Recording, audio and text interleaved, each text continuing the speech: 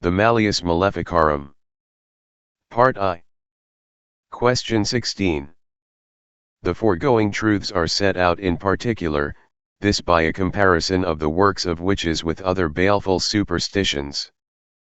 Now the foregoing truth concerning the enormity of witches' crimes is proved by comparing them with the other practices of magicians and diviners. For there are 14 species of magic, springing from the 3 kinds of divination. The first of these 3 is open invocation of devils. The second is no more than a silent consideration of the disposition and movement of something, as of the stars, or the days, or the hours, and such things. The third is the consideration of some human act for the purpose of finding out something that is hidden, and is called by the name of sortilege. And the species of the first form of divination, that is, an open invocation of devils, are the following: sorcery, oniromancy, necromancy, oracles, geomancy, hydromancy, aeromancy, pyromancy, and soothsaying. C.S. Thomas, 2nd of the 2nd, Quest. 95, 26, and 5. The species of the second kind are horoscopy, haruspicy, augury, observation of omens, chiromancy, and spatulomancy. The species of the third kind vary according to all those things which are classed as sortilege for the finding out of something hidden, such as the consideration of pricks and straws, and figures in molten lead. And S. Thomas speaks also of these in the above quoted reference. Now the sins of witches exceed all these crimes, as will be proved in respect of the foregoing species. There can then be no question concerning smaller crimes. For let us consider the first species, in which those who are skilled in sorcery and glamour deceive the human senses with certain apparitions, so that corporeal matter seems to become different to the sight and the touch. As was treated of above in the matter of the methods of creating illusions. Witches are not content with such practices in respect of the genital member, causing some prestidigitatory illusion of its disappearance, although this disappearance is not an actual fact, but they even frequently take away the generative power itself, so that a woman cannot conceive. And a man cannot perform the act even when he still retains his member. And without any illusion, they also cause abortion after conception, often accompanied with many other ills. And they even appear in various forms of beasts, as has been shown above. Necromancy is the summoning of and speech with the dead, as is shown by its etymology, for it is derived from the Greek word nekros, meaning a corpse, and manteia, meaning divination. And they accomplish this by working some spell over the blood of a man or some animal, knowing that the devil delights in such sin, and loves blood and the pouring out of blood.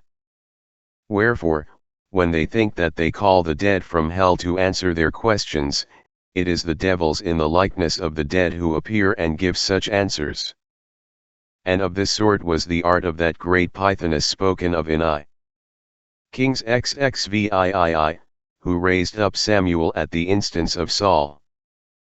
But let no one think that such practices are lawful, because the scripture records that the soul of the just prophet, summoned from Hades to predict the event of Saul's coming war, appeared through the means of a woman who was a witch. For, as S. Augustine says to Simplicianus, it is not absurd to believe that it was permitted by some dispensation, ento by the potency of any magic art, but by some hidden dispensation unknown to the Pythoness or to Saul, that the spirit of that just man should appear before the sight of the king, to deliver the divine sentence against him. Or else it was not really the spirit of Samuel aroused from its rest, but some phantasm and imaginary illusion of devils caused by the machinations of the devil, and the scripture calls that phantasm by the name of Samuel. Just as the images of things are called by the names of the things they represent. This he says in his answer to the question whether divination by the invocation of devils is lawful.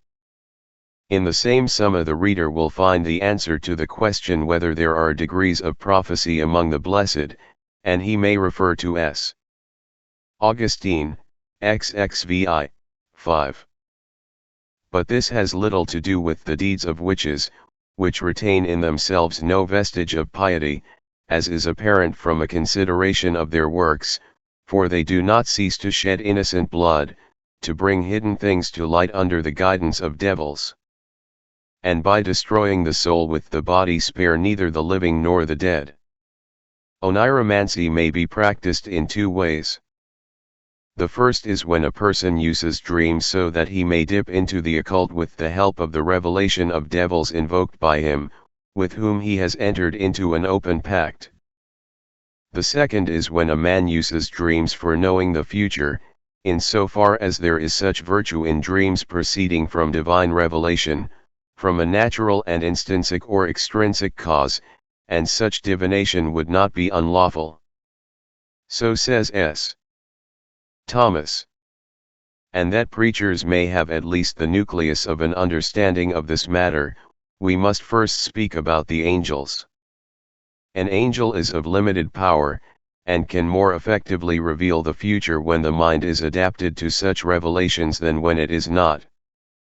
Now the mind is chiefly so adapted after the relaxation of exterior and interior movement, as when nights are silent and the fumes of motion are quieted, and these conditions are fulfilled round about the dawn, when digestion is completed.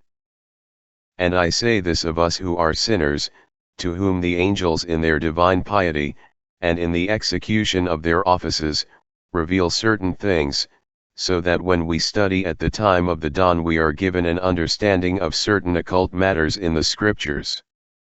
For a good angel presides over our understanding, just as God does over our will, and the stars over our bodies. But to certain more perfect men the angel can at any hour reveal things, whether they are awake or asleep.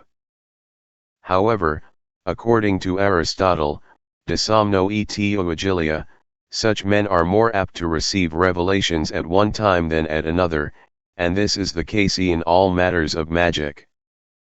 Secondly, it is to be noted that it happens through nature's care for and regulation of the body, that certain future events have their natural cause in a man's dreams.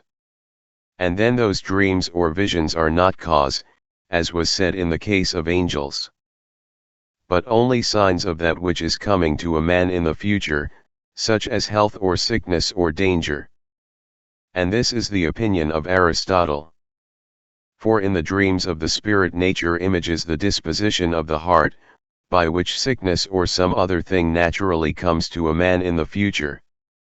For as a man dreams of fires, it is a sign of a choleric disposition, if of flying or some such thing, it is a sign of a sanguine disposition, if he dreams of water or some other liquid, it is a sign of a phlegmatic, and if he dreams of terrene matters, it is a sign of a melancholy disposition. And therefore doctors are very often helped by dreams in their diagnosis, as Aristotle says in the same book. But these are slight matters in comparison with the unholy dreams of witches. For when they do not wish, as has been mentioned above, to be bodily transferred to a place, but desire to see what their fellow witches are doing, it is their practice to lie down on their left side in the name of their own and of all devils, and these things are revealed to their vision in images. And if they seek to know some secret, either for themselves or for others, they learn it in dreams from the devil, by reason of an open, not a tacit, pact entered into with him.